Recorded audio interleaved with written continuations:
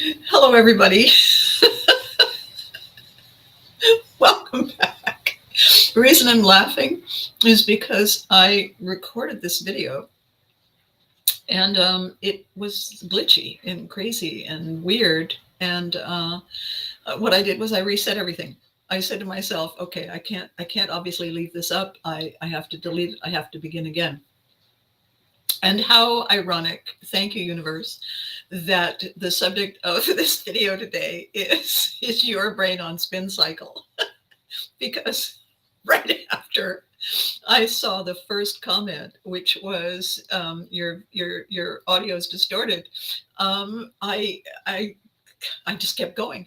But when I heard it, I thought, oh my God, how could you possibly have understood a single thing I said? So I'm going to try again. I'm going to try again, and second time's a charm. It will be more brief because I want to really get this message out and I want to make sure that we all benefit from it because it is so important. And I'm sort of, well, it doesn't matter. You couldn't have heard it anyway. What I want to talk about is a byproduct of a couple of things. I want to talk about the fact that we are at a time of year when we have had expectations, when we have said to ourselves, all right, it's time to get started and it's get cracking and to pay attention and face the front and do all this list of things that I really want to coming in loud and clear. All right then, Freddie, thank you. What a nightmare. Anyway, this time of year is the time of year when we put, I think, the most pressure on ourselves to be magnificent, darling, fabulous every single second. And the good morning, Charles. And the the reason we do that is because it's a new year and we say to ourselves, all right, it's time, we can do this, we can do this. And the difficulty with that is that we expect too much. We expect too much, we try too hard. Yes, much better. Alrighty then. So here's the point I want to make today. If we put too much pressure on ourselves, we break something. That's what happens. And the other thing I want to talk about is that when we panic because we have broken something, when we've tried too hard and it isn't working, and we have all of our subconscious brain, oh my gosh, fight, flight, freeze, hide, comply, going on, our brain begins to spin. We begin to do the panic, panic, panic, panic thing, which gets us nowhere. And the other element that's involved in all of this is the fact that we have been teaching our brains to spin. We have been teaching our brains to try to accomplish many things simultaneously. And as a result of that, our subconscious brain, which learns how to do simple repetitive tasks, our subconscious brain is trying to help us spin all the time. Because if a little is good, then a lot is better, right?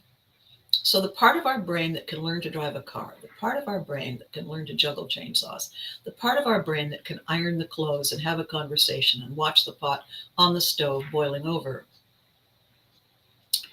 is also saying, okay, so you want to try and handle 50 things at once, even though multitasking is the definition of that is doing many things badly. Alrighty then. I'm your girl, I'm your boy, I'm your man. And so what we end up with is panic. Yeah, I have to been making it stop and slow take. Yeah, at a slow chill. Yes, Charles. Yes. So there are hacks that I have, and I want to talk about why we do this. Okay, and I'm just going to take a sip of coffee.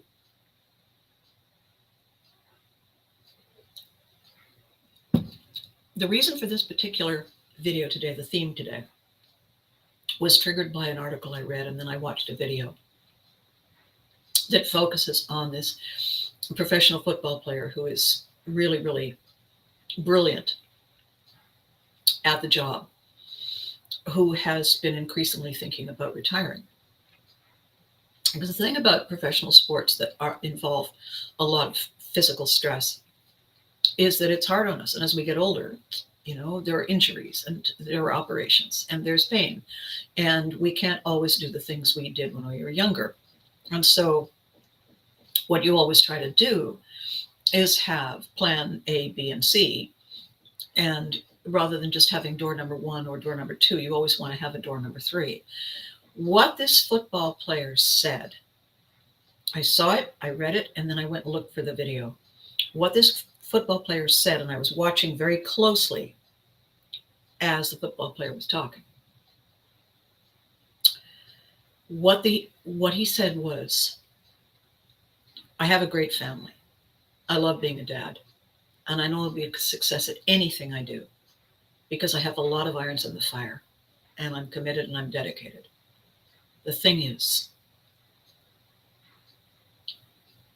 how am I going to be who I am?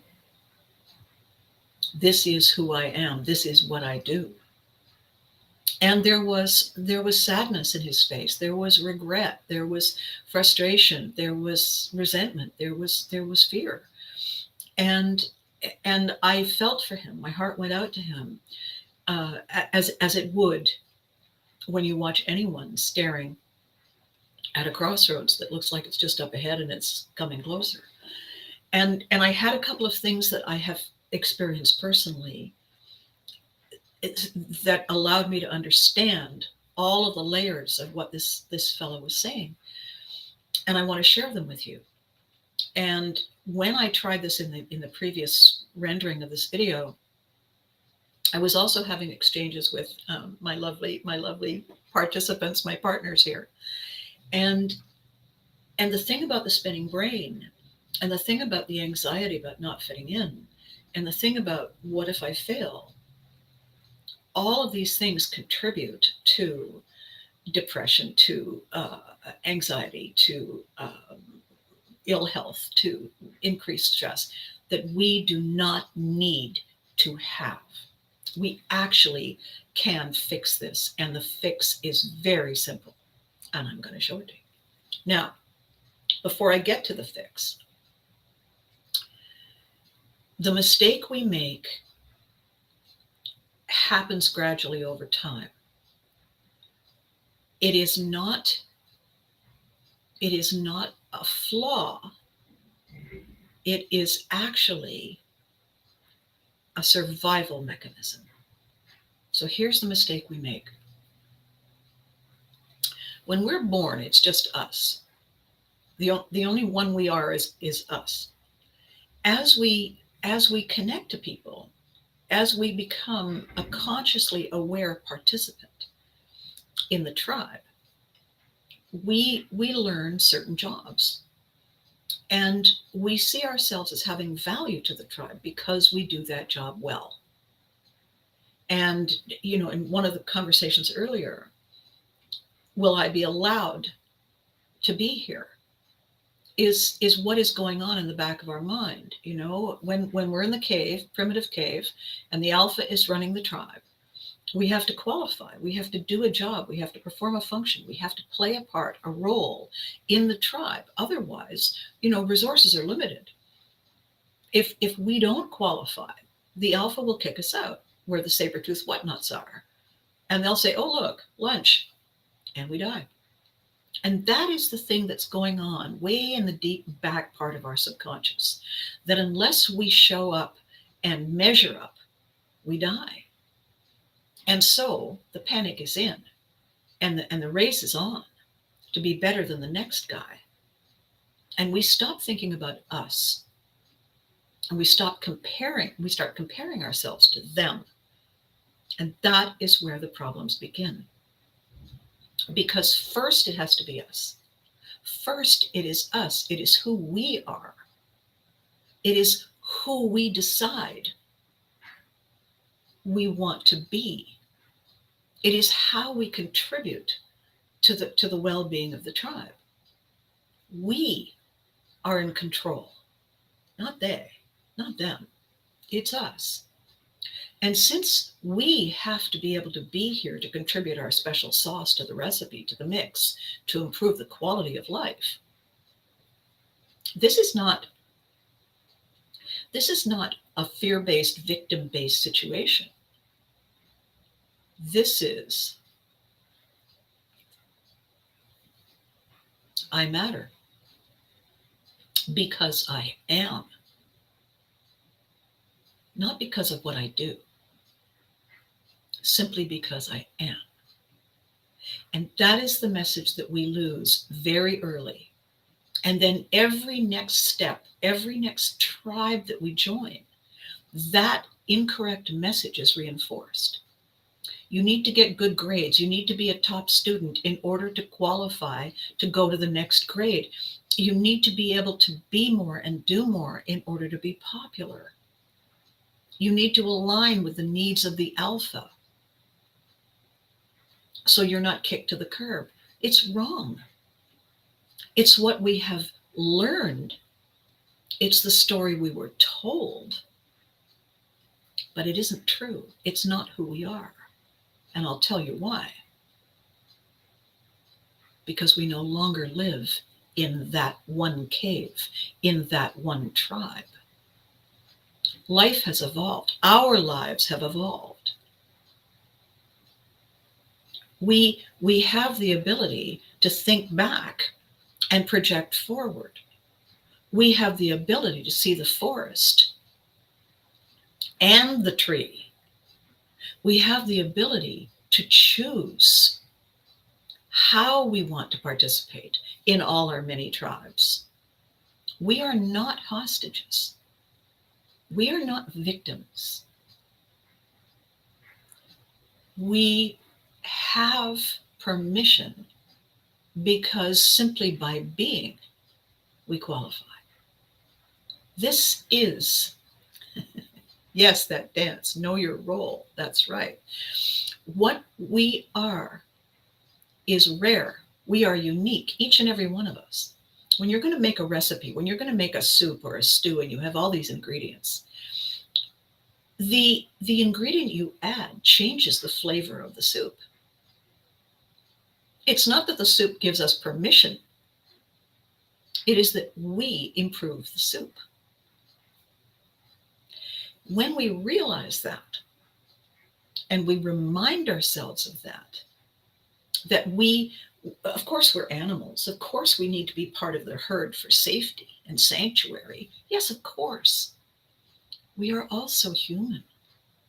We are a very interesting species among the animal kingdom. We have the ability to transform everything. We have the ability to project. We have the ability to create. We have the ability to recognize and realize and preempt, not merely react and respond. We are not hostages.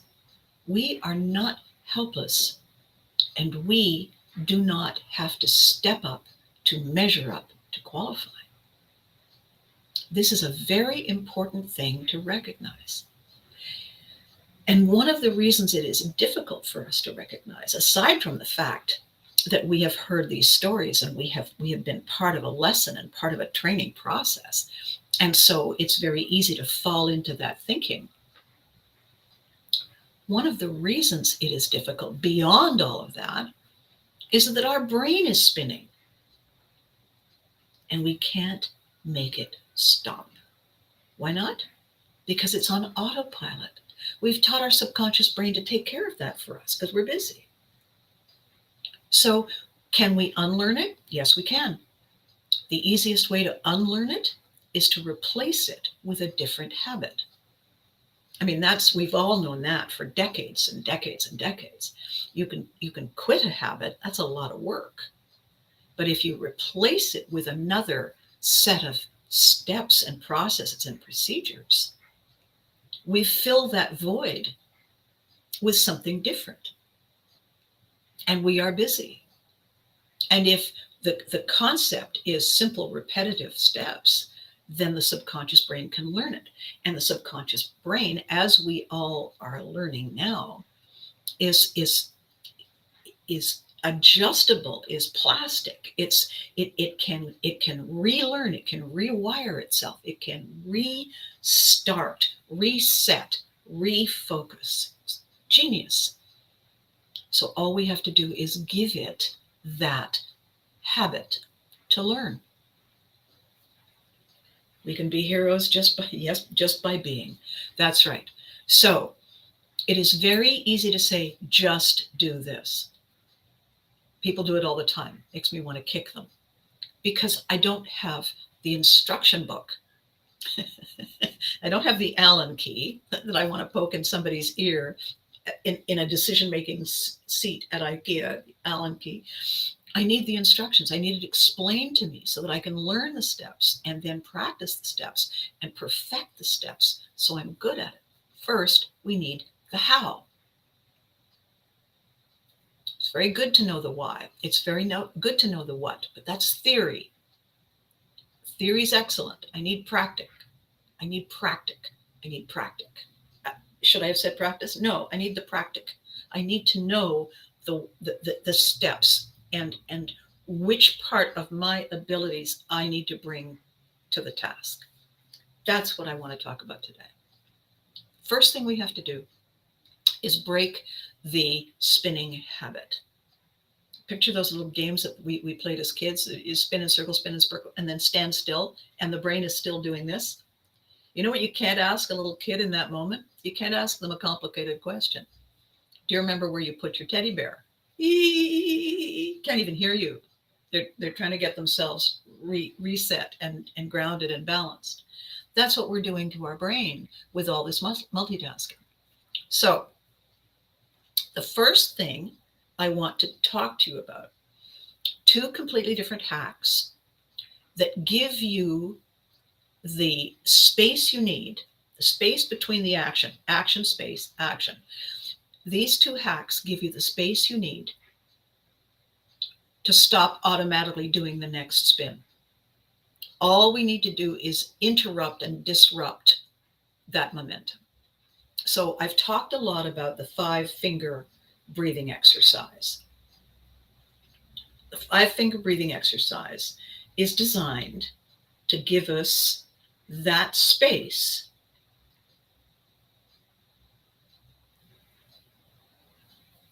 between our actions. How it works, you just saw me do one hand, and then you do the other. You take your index finger and you just trace your 5 fingers. You don't have to go fast. You don't have to go slow. And while you're doing it, watch what you're doing. You do both hands. It takes less than 30 seconds. What I want you to do is I want you to set your little alarm, your reminder on your phone or on, if you've got one of those clever watches. Every hour, maybe every 2 hours, just have it go ping. And when it goes ping, give it a different sound. You just say to whomever you're with, sorry, I need 30 seconds. Literally, you need 30 seconds. Why? What's up? No, I'll be right back. It takes too long to explain. Step away. Go outside. Leave the space so that you're by yourself. Step outside. Do that. You just have to do one and then the other. That's it. All the way out, all the way back. Same with this. That's it. And then go back in. What does that do? It interrupts the spinning. What does that do? It causes your brain, your subconscious brain, to focus on this simple task. While it's doing that, it's not automatically getting you to pick up the phone and write at the same time and drink your coffee. It's not doing that. It's doing this. That is all you need. That is all that brain needs. The other one that I have talked about in the past, the one I want to go through again with you, is another breathing exercise Another interrupt is the kind of breathing that singers do and actors do and athletes do. When we are not really paying attention, most of us breathe from here. Perfectly okay, except for two things. It's a shallow breath. It doesn't fill your lungs totally. It doesn't get all of the good oxygen in to refuel the blood. The other thing it does is it mirrors the way we breathe when we're running and we're panicking. We don't want that. We don't want your subconscious to think that we're on the edge of panic. So the other way we breathe, so the lungs are here, and right below the lungs, there is a muscle called the diaphragm. Diaphragm is right here. What I want you to try is something called diaphragm breathing. And to help you get good at it, to become aware of it, if you put your hands right there, and this is how I want you to breathe. Let's see if I can show you this. This is how I want you to breathe.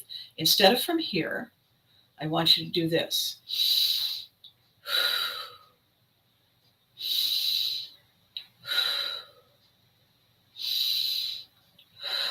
The reason your stomach, your abdomen is going out is because the diaphragm is pushing down.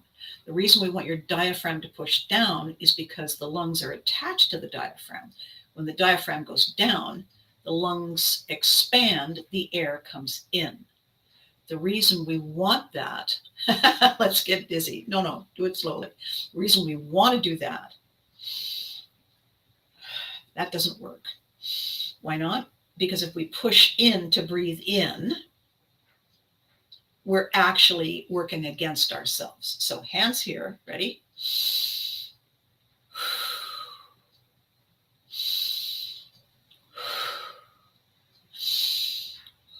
Now what that does, and you don't have to do it that fast, I just wanted to get it done. You want to do that no more than 5 times and slower than I did it. So that's the speed. 5 of them. And the reason you want to do that is because that's not where we breathe when we're in panic. That's not where we breathe when we're in flight. That's not where we breathe when we're in fight.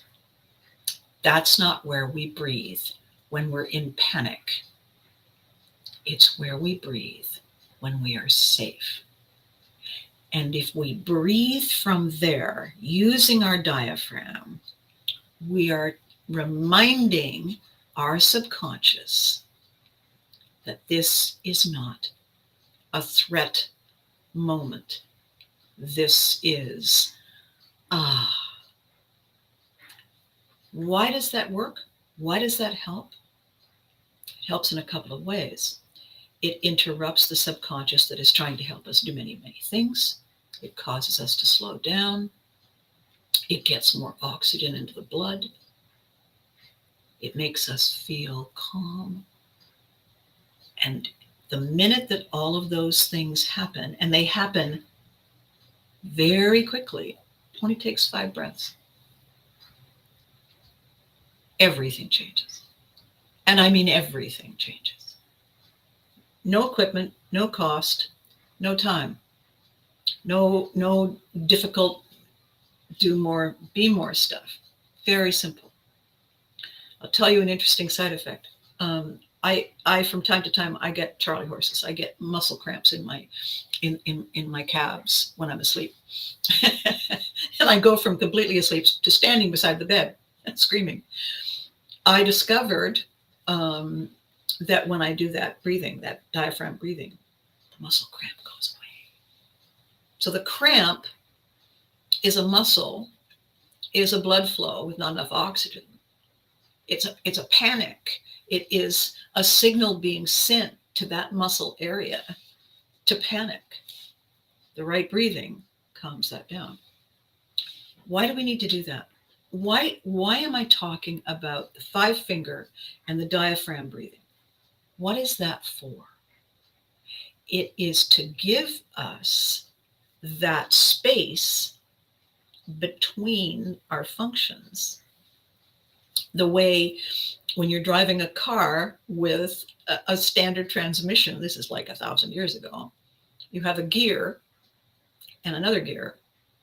And if you want to change gears, you have to disengage the gear, go into neutral, which is the space between, so that you can rotate the gears and go faster or slower or reverse or stop. We need to get to the space between the functions in order to function. Think about that. We need to get out of this function to this space before we can do the next function. That is why multitasking that looks like, feels like many things simultaneously isn't.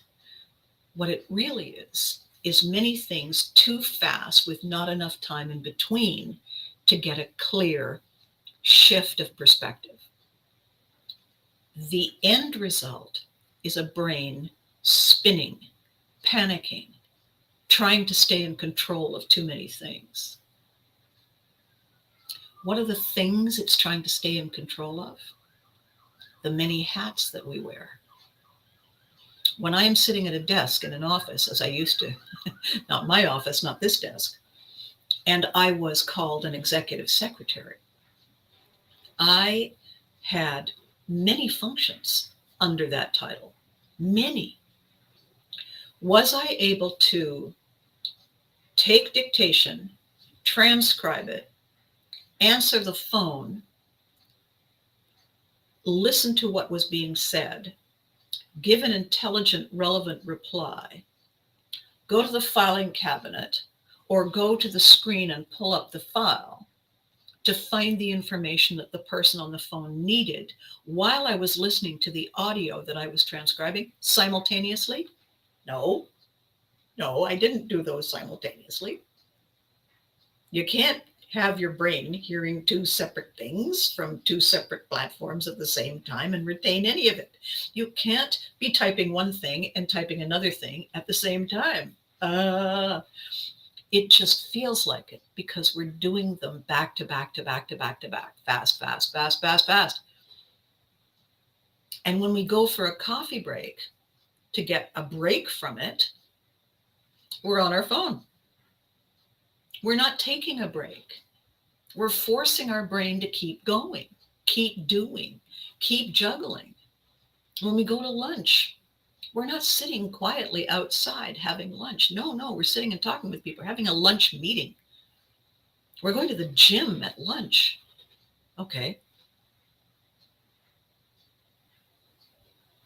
We're not giving ourselves the space between the functions to function.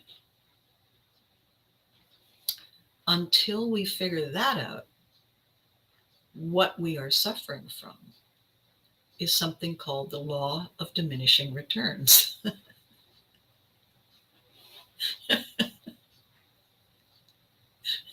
And the reason I'm laughing at that is not because it's funny, really. It's that when I used to do part-time jobs as a waitress, anytime I was asked to do a double shift back to back, I would say, I need a break. I need a break. I need 20 minutes. Why? Because if I don't, you're going to get the benefit or the collateral damage of the law of diminishing returns. I can't keep it up. Well, you could try harder. Sorry, no, you're not going to like it. So the first thing we must do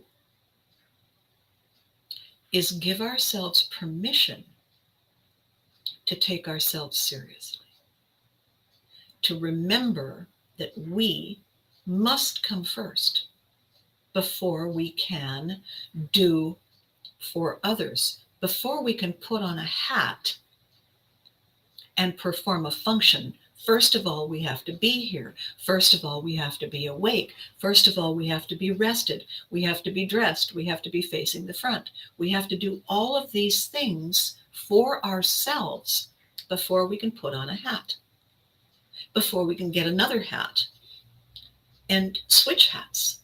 First, we have to be here. First, we have to have put our clothes on. We have to have rested. We have to brush our teeth. We have to go out in the car, drive to work. We have to do all those things before we can put on all the hats and perform the functions that people ask. So if we simply think about it like that in terms of prioritizing tasks, as opposed to, oh, I don't feel comfortable being that selfish. I don't feel, it's not about selfish. It's about prioritizing. It's about stopping the spinning. It is about recognizing that we need to have a space between the functions in order to function. That has nothing to do with it's all about her. It has everything to do with I must be here before I can do here. And this is why this video today is so important. Because that football player, going back to the beginning of my conversation, that football player who is contemplating retirement has done something that we all do. It happens a lot in situations where we have found a role to play that touches us where we live, that is a heart piece. And that is, we come to believe that we are the job, that who we are is part of what we do, is all what we do. In earlier videos, I talked about my therapist friend who has had to counsel executives whose jobs and companies have either closed or downsized. And after decades of being Bob Johnson, VP marketing, he's now just Bob Johnson. He doesn't know how to introduce himself to anybody. His whole concept of who he is has become a reflection of what he does. Take away what he does, and he doesn't feel like he even exists. He feels like a shell, a shadow of himself. This football player said, I can do a lot of things. I'm good at a lot of things. This is who I am. If I retire, when I retire, what do I do? What do I do? Who am I if I can't do who I am? And it's terrifying. It happens a lot in the military as well. All of the normal functioning decisions that we make in life, dental appointment, dry cleaner, gas in the car, check the oil, have breakfast, brush teeth, all those decisions that we do, what to wear, most of them are made for us in the military. Why? They want people in the military to have a lot of mental and emotional and physical and energetic time free to do the big job, which is to save. And that big job costs a lot. So let's get rid of the small time vampires and energy vampires. Let's take care of them for you so that you can focus on the big thing. Great. Fabulous. Thank you. It's a problem? Yes. When you retire, you don't know how to do the stuff that keeps you alive. Your whole identity is caught up in the uniform you wear and the rank you have and the job you do. You don't know who you are. If you haven't planned, if you haven't paid attention to what you bring. So the two sides of today's video are, you need a space between each function so you can function. That's what the spinning brain is about. We need to teach ourselves and give ourselves permission to take the time to hit pause, to do the breathing. 30 seconds. No money, no tools, no training. 30 seconds. Easy peasy. We have to give ourselves permission. We have to set aside the time. We have to prioritize our health, our capability, in order to feel like we matter, like we make a difference. We must do that. How we do that is to reteach the brain, to rewire the brain, to realize consciously and emotionally that many, many, many tasks done in rapid succession don't get results that are better over time. You get mediocrity. And you also get a very tired, overwhelmed, exhausted, fed up, give up person who has no sense of their self-worth. And where's the fun in that? So, why this matters, how this matters, how we fix it. Is your brain on spin cycle? Yes? Okay. We have given you the tools to give yourself permission to opt out of spin cycle, to bring in a different habit, a calming habit, a regulating habit, a functioning habit. Why? Here's the big takeaway. Like that football player, like my military dad, like millions of people around the world, like you, I had a hit the wall moment. I had a hit the wall moment that was huge. I was very busy. I was being mom. I was being Care Bears. I was being voices on all kinds of things. I was running around. I was hosting TV. I was doing live events. I was writing shows. I was tap dancing faster than the music, if that's even remotely possible. And then all of a sudden, the music stopped. The band packed up its instruments and left town. And there were no jobs for someone doing what I did. There were no jobs. It wasn't that they were hiring somebody else, that they were tired of me. There were no jobs to hire for. So I had choices. Two. One was to try and get a job as a civilian, as a non-actor, as a non-performer, as a non-celebrity. Nobody was hiring me for doing that. Oh, you wouldn't want to work here.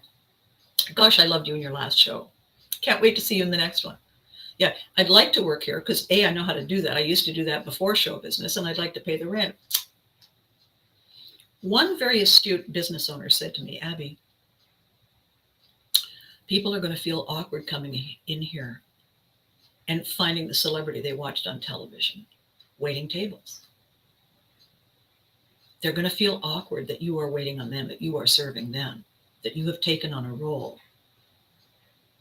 that they don't recognize you doing. People come in here to feel good about themselves. Again, I don't want them coming in here and having a what the hell moment. You need to find some other way to do what you do. And the problem for me, this challenge for me, was that it was too obvious to everyone that I was that celebrity. Not everyone around the world, but in that tiny corner, I was too well known. I had achieved my goal, except that it wasn't working for me. So that was one option that wasn't working out that well. The other option was to do some research, do some homework, and figure out what it was that I really did that made a difference. Which spice I was that improved the soup. So I got a piece of paper And I wrote my name at the top and I put it in quotes so that it was like, famous. And I listed all of the projects that I had done, all of the different platforms that I worked on. So the television, and there were cartoons, and there was documentary voiceovers, and I was writing scripts, and I was staging shows, and I was coaching kids, and I was helping CEOs rethink and rebrand all the stuff that is related to communicating, not only who you are but what you do to the outside world, and communicating it in a way that is exciting and intriguing and makes people say, ooh, does it come in blue? And I was pretty good at it. And as I looked at the list, I said to myself, there is a thing that I do in all of them. There is a thing I do that people don't necessarily see. I'm actually creating a story. Every single one of the outcomes is a story. I am connecting to people through stories. I'm thinking of the story. I'm writing the story down. I'm polishing the story. I'm memorizing the story, and then I'm presenting the story. And I'm doing it in all the ways that we do that, in all the ways that we can communicate. It's not how I'm doing it. It's that I'm doing it. And so the continuing thread that stitched together all the different things was that I could write. I could write stories. I could create a beginning, a middle, and an end. I could create interesting conflict. I could create funny surprises. I could create dramatic reversals. I could capture the imagination. I could make people want to find out more. That meant I could get them to engage. I could do all those things. It just didn't look like it. It didn't look like I was writing, and it didn't look like I was storytelling. And I said to myself, I wonder if I can get work as a writer. I wonder if I can get work writing other people's stories for them. Would I enjoy it as much? No. I mean, it's part of what I do, but the most fun is going into a room full of strangers and turning them into my new best friends. That's the fun part. That's getting everybody in my boat. And we're off to Paris or Fashion Week. That's the fun. That's the magic. Impossible without the story. Impossible without the script. The writing and the shaping and the polishing are the foundation for all the other stuff. So I went looking and I found work. I found a lot of work. I got very busy. I did it for more than a decade. I still have those clients who have become my friends, who reach out to me and say, I need a quick project. That is never going away. I found an outlet. I found a way to be what I do and survive and thrive until the waves of jobs came back and I could perform again. I could be the Abby Hagyard again. I went looking for the spice I bring to the recipe. And that gave me permission to feel good about myself. It gave me permission to forgive myself for breaking up with me. It felt like I was breaking up with me. That football player is staring at the same thing. He's getting ready to break up with him. I was so upset when I had to do it. I was so upset for years. I was disappointed in me that I couldn't have found another way. And eventually, the sensible part of me said, okay, be disappointed, but in the meantime, we have to have money to buy dinner. So get on with it. And I did. And when I realized that I was performing the very same functions that I had before, just in different ways, I enjoyed it. I was excited by it. I didn't need to be famous. I was already famous. I didn't mind being a ghostwriter. And I learned to love all over again that special sauce, that special spice that I bring. And the reason I was able to do it was because I stepped away from everything that caused me to spin. I needed to get away. I needed to find that space between those functions to figure out a way to begin again, to function, to thrive, not merely survive. This is a thing I learned the hard way that I think saved my sanity last year, because I had to do exactly the same thing. When Dave got sick, I had to step away. I had to find a way to pull out my special skills, my special spice, and figure out how to make it make a difference in the recipe that was not survival, but thriving, winning, maintaining, staying in the game.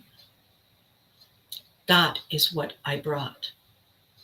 That is what I pulled out of the back. And the only way I was able to do that was by stopping the spin. And I knew how to stop the spin. I knew about the breathing. I knew about the breathing. I knew about the simple win. I knew it. The difference between us, via me, now, at this point in the video, is that at the beginning, you didn't know. Now you do. So the reset that we are doing in this video is your brain caught in the spin cycle, is how we stop spinning, why we stop spinning, how we reset our perception of who we are and why we matter. This is not giving permission to belong. This is owning our place in all the tribes that we take part in. We matter because we are, not because of what we do. We bring something unique and magical to every single moment. There is no one exactly like you. And it isn't the same without you. We no longer have to comply. We no longer live our lives at the pleasure of one alpha leader in one cave, in one tribe. That is no longer our lives. The temptation to put on as many hats as possible is a fear of failure, is an adrenaline rush of success.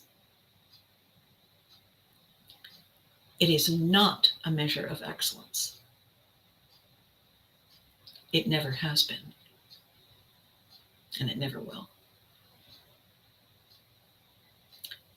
If we can remember this today, that we must stop spinning to be able to see clearly who we are and why we matter.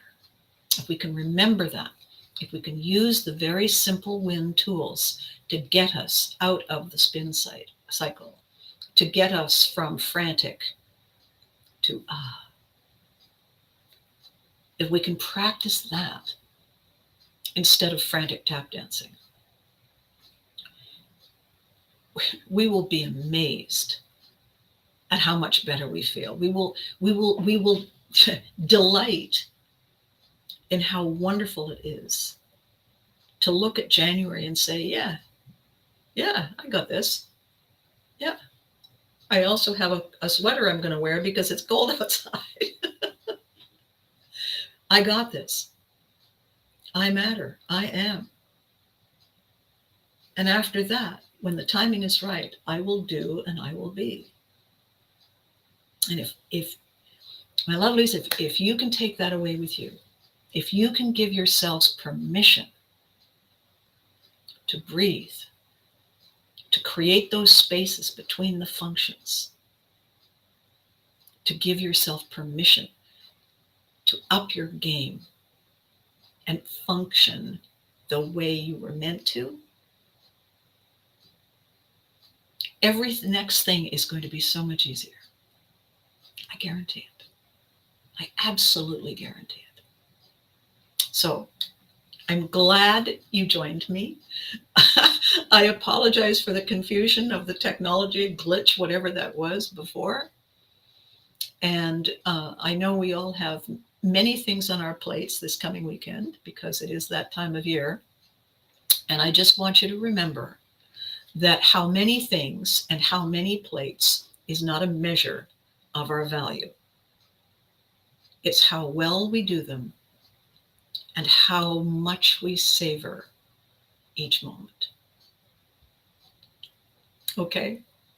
All right. You know the drill. Be good to you. You deserve it. Remember to hug your loved ones. And thank you so much for watching. I will catch you next time.